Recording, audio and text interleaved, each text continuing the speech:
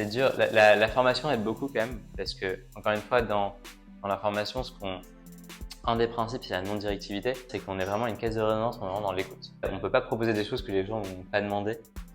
Typiquement, je peux pas les proposer de te dire « Ah bah tiens, tu devrais aller voir ça, ah je pense que je devrais faire ça ». On est vraiment dans l'écoute. Parce que les personnes nous disent ça nous impacte, mais en face, on ne doit pas forcément pouvoir trop réagir, parce qu'on ne sait pas comment la personne va réagir en face.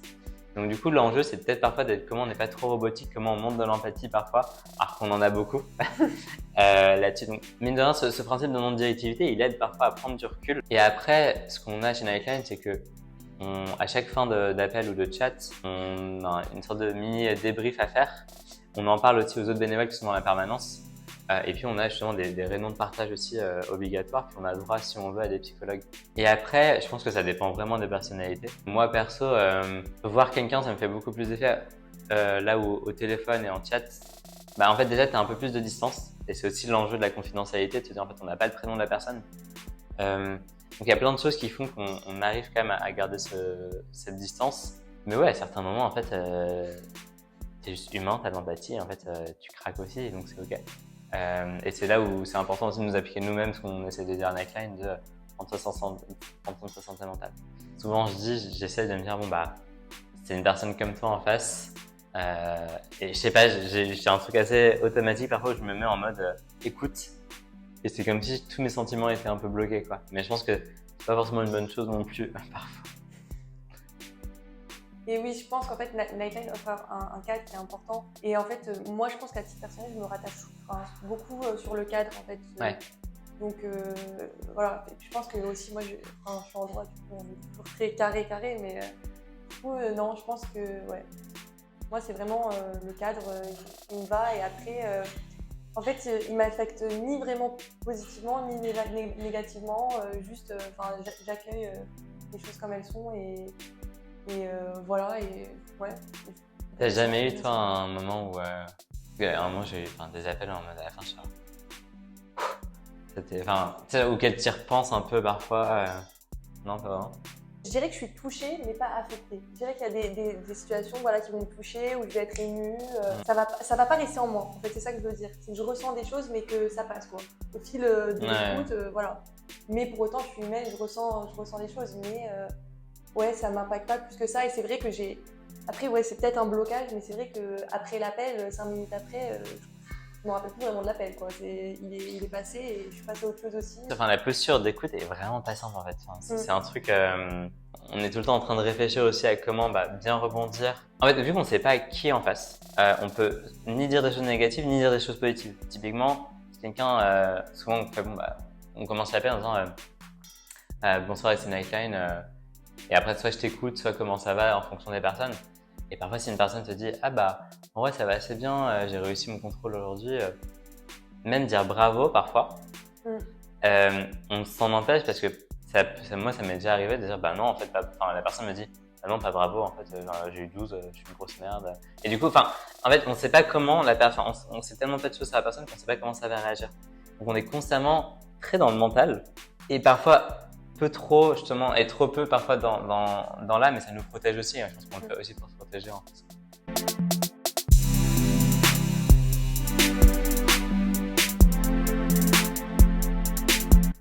Ouais. De ouf. Vous ressentez le lâchement? En fait,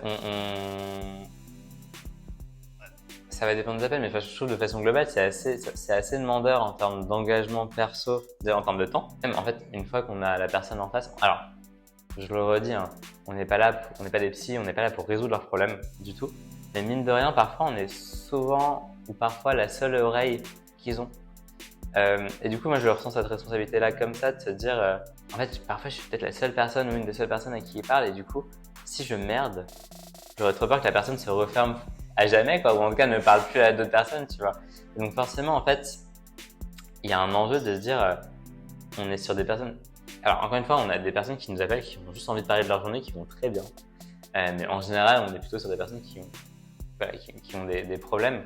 On sait à quel point, justement, pour certaines personnes, avoir une mauvaise expérience, ça peut les refermer pendant très longtemps. Et du coup, il y a tout un enjeu de se dire comment on fait le taf, quoi, et comment on s'assure que la personne, in fine, à ce qu'elle est venue chercher ou en tout cas eu l'écoute qu'elle est venue chercher.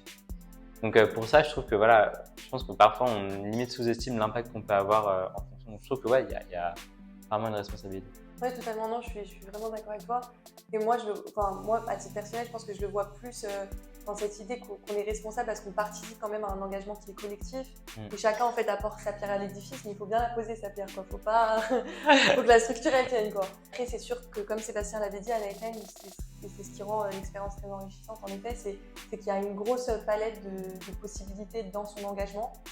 Et que c'est sûr qu'il y a des missions qui vont être encore plus responsabilisantes que d'autres. Donc toi, tu es administrateur, donc forcément, tu as quand même une charge sur tes épaules et comme beaucoup de bénévoles qui s'investissent.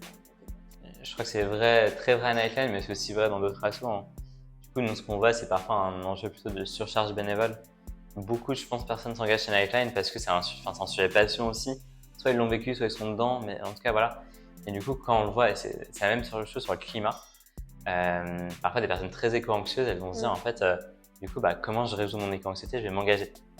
Mais du coup, en fait, plus tu t'engages, plus tu vois que la taille du problème est énorme, et plus en fait tu t'engages, et le problème diminue pas, justement, il fait que grandir. Et donc, tu as un truc de surcharge bénévole parfois, ou parfois on parle de burn-out militant, burn-out bénévole, où il faut faire gaffe. Et Nightline, en tant que structure, fait vraiment gaffe à ça. Ça n'empêche pas qu'il y a des personnes qui se surengagent. Mais c'est hyper important, je trouve, de parler de surengagement dans le militantisme, dans le bénévolat, parce que en fait, il est réel, et encore plus quand tu es étudiant. Certaines personnes n'ont que ça aussi. Donc, responsabilité, oui. Moi, je sais que quand j'ai des responsabilités, ça me motive, mais parfois, il y en a certains où ça peut beaucoup les freiner.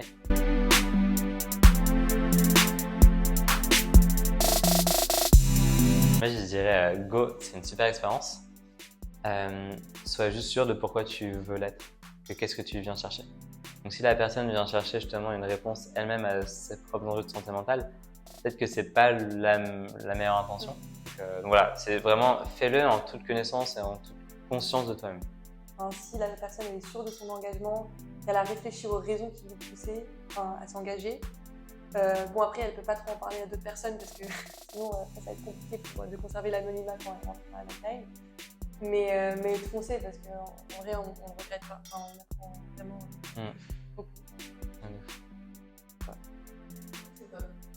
Voilà, J'ai une petite question. Allez. Déjà, est-ce qu'il y a un travail qui est fait avec les professionnels de travailler avec eux dans le défi? Tu peux y aller, Je pense que justement dans le dispositif de prépa comme l'a bien dit Sébastien, il y a une formation quand même qui est aussi dispensée aux professeurs et aux infirmiers. On n'a pas une formation spécifique pour les professeurs, non. Mais c'est ce qu'on veut développer là justement en élargissant aussi davantage à. Enfin là, on a repriorisé nos cibles aussi, c'est-à-dire ça reste les étudiants en prioritaire, mais la deuxième cible prioritaire, c'est en effet l'environnement de l'étudiant. Donc ça veut dire les profs, les psys, toute personne qui peut être en interaction avec les étudiants. Et ça, forcément, c'est des cibles très différentes. Donc en fonction, il faut trouver le bon format pour aller les toucher. Mais l'idée, c'est quand même d'aller beaucoup plus loin là-dedans. Avec justement la fresque de la santé mentale, c'est un outil de sensibilisation plus que de formation, mais ça travaille déjà ça. Puis du coup, des formations qui sont déjà faites dans le cadre du projet CPGE ou d'un autre projet qui s'appelle Sentinelle, où l'idée, c'est d'aller former justement des pairs, donc plutôt des étudiants à agir là-dessus. On reste une organisation avec des moyens limités. Donc le but, c'est de faire grandir notre impact sans forcément faire grandir notre organisation comme un mastodonte. Et donc forcément, on doit réfléchir à c'est quoi qui a le plus d'impact avec le moins de moyens disponibles. Et ça, sans doute, c'est ça. Et du coup, ma deuxième question, c'est où est-ce qu'elle est tracée la frontière? À quel moment il va basculer? À un moment assez simple au final, je prends un cas dans un appel, quand la personne me demande selon toi, qu'est-ce que je devrais faire? C'est pas à nous de répondre. Honnêtement, alors pour plein de raisons, parce que déjà on n'a pas tout le contexte de la personne toute la vie, mais aussi parce qu'on n'est pas du tout formé à le faire. C'est tout l'enjeu de se dire justement, encore une fois, notre rôle en tant que bénévole, c'est sensibiliser, informer quand c'est demandé, et surtout être à l'écoute. Voici ce qu'on peut faire, en tout cas quand on n'a pas de formation professionnelle, mais c'est déjà beaucoup. Du suivi de long terme, de l'analyse de la personne, de la recommandation, c'est pas notre rôle. Donc au final, c'est assez simple de se dire, quand il y a quelqu'un qui vient te demander Alors après, quand tu es un ami et que ton pote vient te demander qu'est-ce que je dois faire, bon, bah, là, tu peux le faire. Mais je trouve le suivi psy, c'est quelque chose de plus long terme où tu vas vraiment travailler la question du pourquoi. On ne travaille pas la question du pourquoi tu te sens mal. On vient plutôt travailler de bah ok, explique-nous, dis-nous comment ensuite on peut t'orienter. La limite au final, elle est pas mal là. Non, je suis totalement d'accord. Je pense qu'en fait, nous, on est écoutants, mais pas soignants. Et c'est ça, en fait, il n'y a totalement pas de suivi, dans le sens où il n'y a pas. Enfin, la personne, elle ne peut pas nous rappeler, elle va avoir l'appelant qu'elle a eu l'autre jour, enfin, l'écoutant qu'elle a eu l'autre jour. C'est pas des choses qui sont possibles. C'est vraiment être une oreille et accueillir la parole. Mais voilà, c'est tout. Pour autant, il y a des bénévoles dans l'asso qui sont en dernière année de psycho, en médecine ou dans leurs études. C'est pas pour autant que. En fait, c'est pas le cadre. Et c'est pour ça qu'en fait, les bénévoles, ils sont encadrés par des psychologues et par des professionnels qui eux, sont là pour nous épauler et nous donner les cartes quand on les a pas forcément. Mais on n'est vraiment pas soignants. On est complémentaires, quoi. Ouais, c'est cool. C'est cool.